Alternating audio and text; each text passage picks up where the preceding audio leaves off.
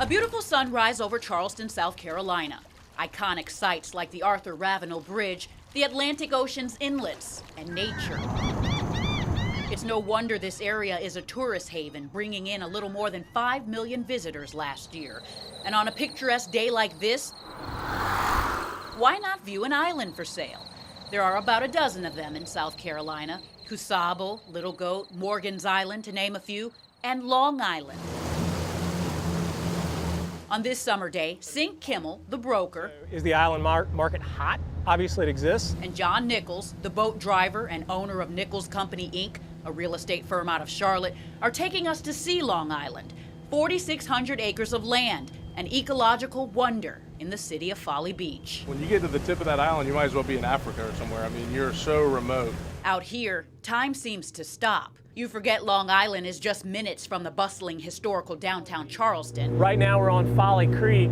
Plenty to do for outdoor enthusiasts. Tourists and locals like to kayak, paddleboard, and boat these channels, sharing the environment with Mother Nature. See everything from mink to otters to raccoon to dolphin to heron to bald eagles.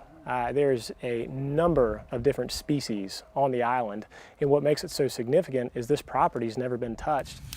It's a U.S. Coast and Geodetic Survey marker. See where it says Long right there? And then 1934. The island is owned by K&A Acquisition Group, LLC. But the company is looking to get the property off its hands and sell to the right buyer. Conservation-minded buyers, people like the Ted Turners of the world that really value the land that can never be recreated. Kimmel says 5 acres of this island are eligible for the National Register of Historic Places and are already under conservation by the South Carolina Battleground Preservation Trust because of its history.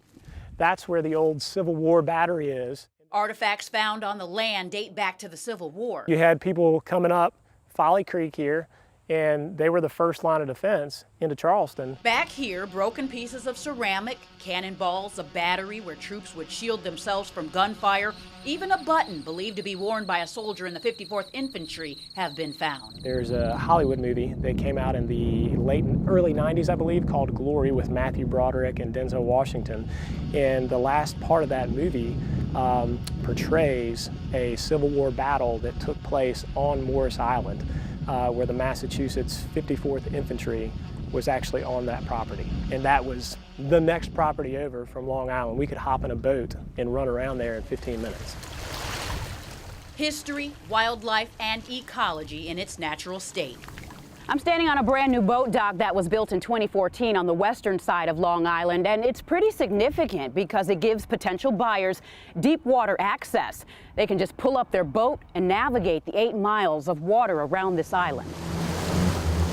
Owning an island is like a dream come true. But what's not so easy about some island real estate is the logistics of developing the land, if that's what you choose to do.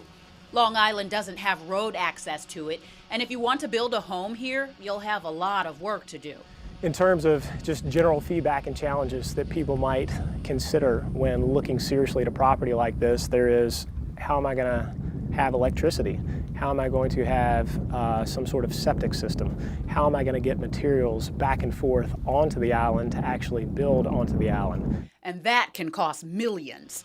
At one time, back in the 30s, there was a toll road that gave people access to Folly Beach from I-71 that connected to Long Island with a bridge, but the road was abandoned and the bridge was demolished. Now it's just land, animals, history, and an occasional sound of a boat motor going by.